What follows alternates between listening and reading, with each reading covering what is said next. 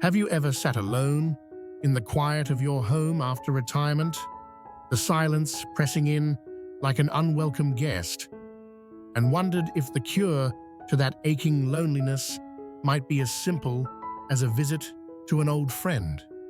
It's a thought that tugs at the heart, rekindling past friendships to fill the void left by a career's end, to bring back the laughter, the warmth, the sense of belonging you once knew.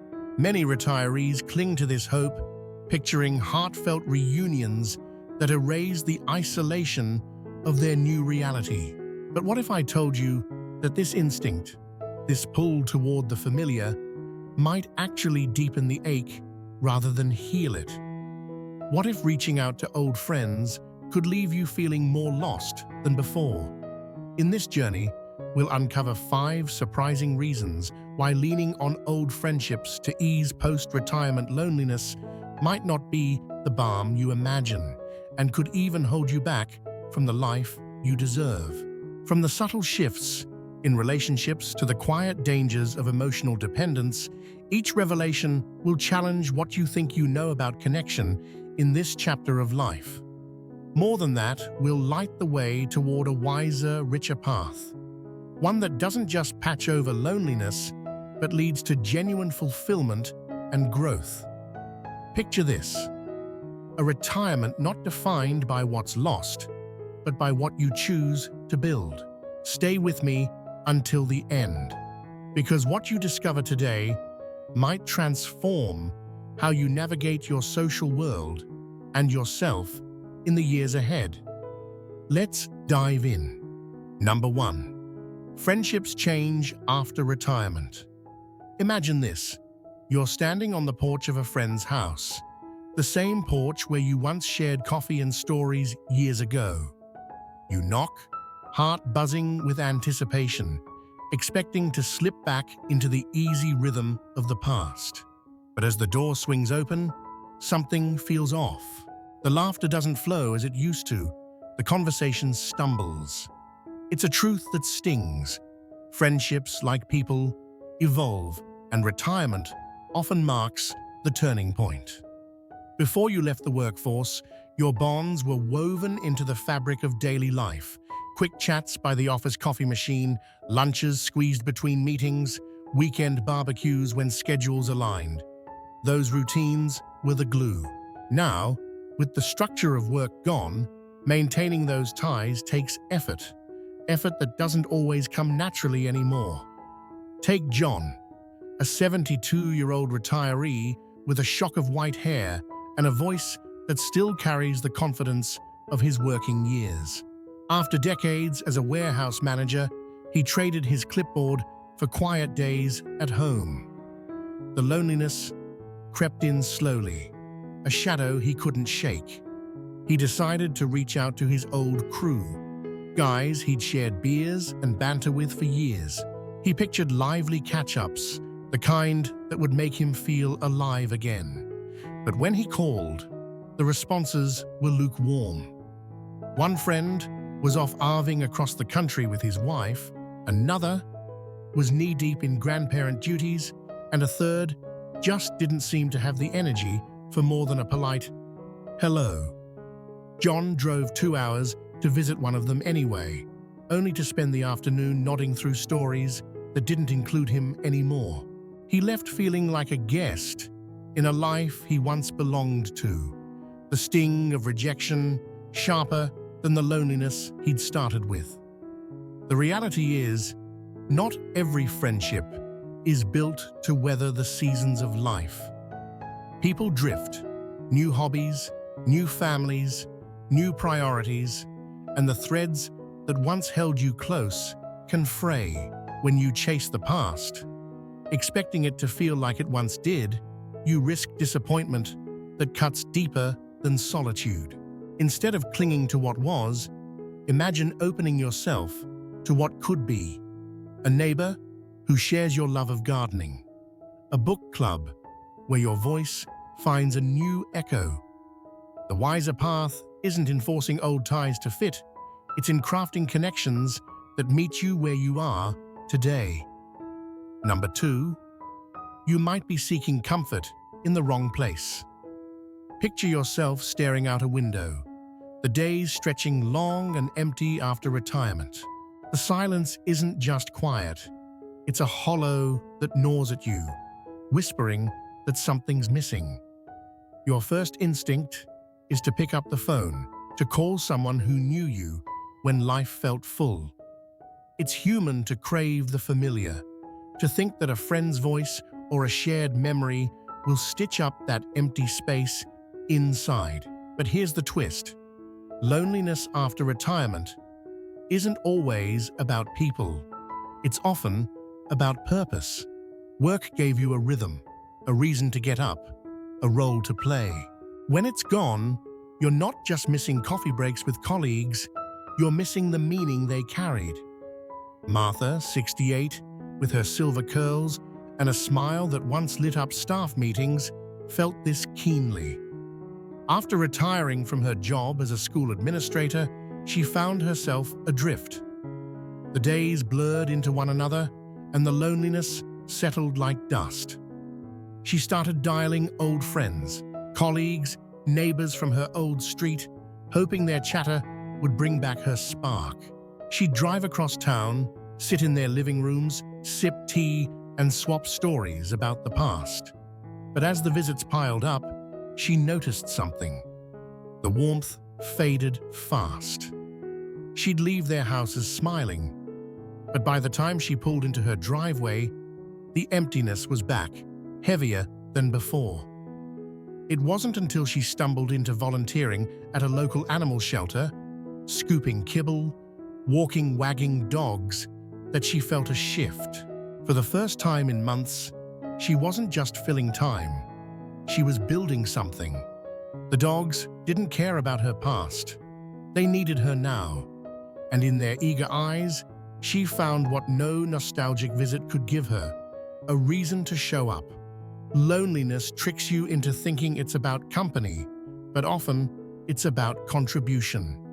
Old friends can offer a temporary lift, a fleeting glow of memory, but they can't replace the deeper need to matter. Before you book that next visit, pause.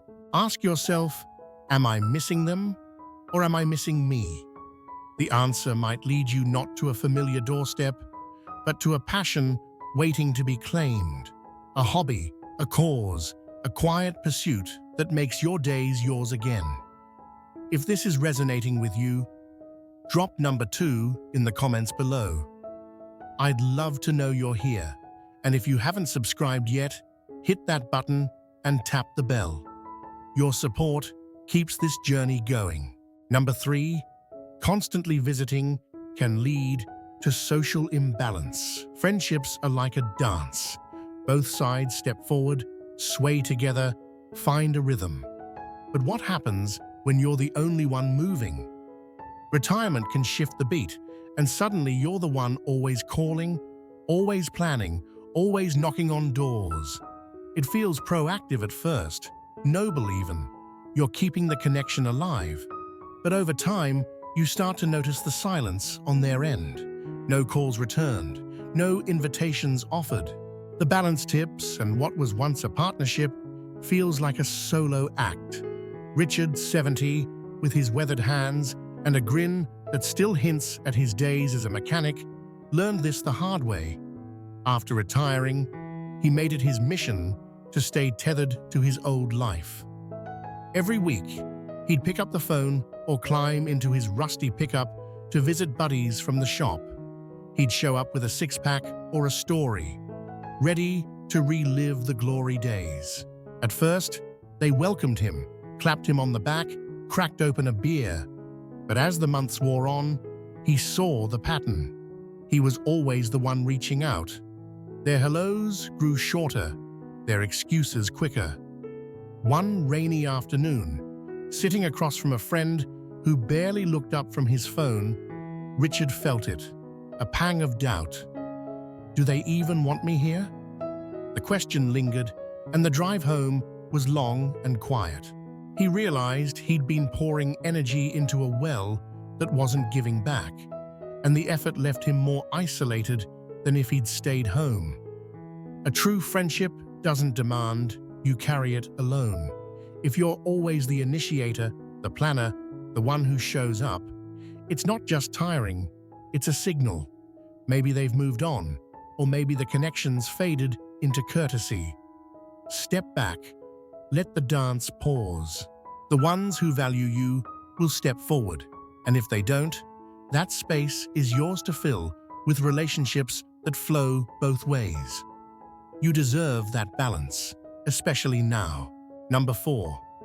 Over-reliance on friends can hinder personal growth. Imagine standing at the edge of a new chapter, the vast expanse of retirement stretching before you like an uncharted sea. The waves of loneliness lap at your feet, and your instinct is to turn back, to cling to the sturdy dock of old friendships, a lifeline to the life you knew. It feels safe, doesn't it? Those familiar voices, those well-worn stories, they're a comfort, a shield against the unknown. But what if that shield is also a cage? What if leaning too heavily on the past keeps you from stepping into the person you could become? Barbara, 74, with her gentle eyes and a voice softened by years of loss, knows this struggle intimately. A widow since her husband passed 5 years ago, she retired from her job as a librarian with a quiet hope of filling her days with connection. When loneliness crept in, she reached for her childhood friends, girls she'd giggled with over milkshakes, women she'd cried with through life's storms. She'd call them up, her fingers tracing the numbers she'd memorized decades ago, and drive to their homes with a tin of homemade cookies. They'd sit together, flipping through photo albums, laughing over faded Polaroids. But as the visits multiplied, Barbara felt a strange weight settle in her chest. The nostalgia was sweet, but it left her stagnant. She wasn't growing, she was replaying. One evening, driving home under a sky bruised with dusk, she realized she'd spent years tethered to memories instead of making new ones. The next day, she signed up for a painting class, something she'd always meant to try. With each brushstroke, she felt a spark, a whisper of possibility. She wasn't just filling time, she was coloring a future. Retirement isn't an end, it's a beginning, a chance to redefine yourself. Old friends can anchor you, but if you cling too tight, you might miss the horizon. Growth demands courage, a new skill, a solo trip, a stranger who becomes a companion. Barbara's canvases now hang in her living room, each one a testament to the woman she's becoming. Ask yourself, am I visiting them because it's easy or because I'm afraid to step forward? The answer could unlock a chapter you never knew you could write. If this strikes a chord, drop number 4 in the comments. I'd love to hear from you. And if you're not subscribed yet, hit that button and ring the bell. Your support fuels this journey. Number 5, unbalanced friendships can drain your energy. Picture this. You're sitting across from an old friend, the clink of coffee cups punctuating a conversation that feels more like a monologue. You drove an hour to be here, braving traffic and a drizzle that clings to your coat, all for a moment of connection. But as they talk, endlessly, about their woes, their wins, you realize something. They haven't asked about you. Not once. You leave the cafe with a smile plastered on, but inside, you're exhausted. Your spirit dimmer than when you arrived. Friendships are supposed to lift you up, not weigh you down. Yet after retirement, it's easy to hold on to ties that sap your strength. Thomas, 76, with his wiry frame and a laugh that once echoed through poker nights, lived this truth. A loyal soul, he saw retirement as a chance to double down on the people he'd always cared for. He'd make the rounds, visiting old co-workers, neighbors, even distant cousins, his pickup truck a familiar sight on their streets. He'd arrive with a grin, ready to listen, to check in. But over time, the visits shifted. One friend turned every chat into a litany of complaints, health woes, money troubles, never pausing to ask how Thomas was holding up after his own knee surgery. Another barely looked up from his newspaper, offering grunts instead of gratitude. A third greeted him with a distracted wave, too busy to sit down. Thomas kept going, driven by duty, until one afternoon he slumped into his recliner, bone-tired and hollow. "I'm giving more than I'm getting," he admitted to himself, the words heavy with realization. Those visits weren't filling his cup, they were draining it dry. Your energy is precious, especially now. Retirement hands you the gift of time, but it's up to you how you spend it. Friendships should be a dance of give and take, a source of joy and mutual care. If you're pouring yourself into people who don't pour back, who leave you depleted instead of renewed, it's okay to let go. Thomas started saying no, redirecting his miles to a fishing spot where the quiet restored him, to a veterans group where his stories found eager ears. He learned that real connection energizes, not exhausts. Reflect. Does this friendship lift me up or drag me down? The answer might free you to invest in what truly matters. Final thoughts. A new path forward. Take a breath and let this sink in. You've walked with me through 5 hidden truths, each one a lens to see your post-retirement world a little clearer. Friendships matter, but they're not a cure-all. Chasing the past out of loneliness or habit might tether you to disappointment, imbalance, or stagnation when what you deserve is so much more. Retirement isn't about preserving what was. It's about crafting what can be. Imagine a life where your energy flows into passions that ignite you, where your connections, old or new, lift you higher, where loneliness isn't a void to fill, but a signal to grow. Let go of the guilt. You're not abandoning anyone by choosing yourself. John found peace in his garden, Martha in her shelter dogs, Richard in his solitude, Barbara in her paints, Thomas in his reclaimed time. They didn't just survive retirement, they shaped it. So can you. Start small. A walk alone to hear your own thoughts, a class to stir your curiosity, a no to a visit that doesn't feel right.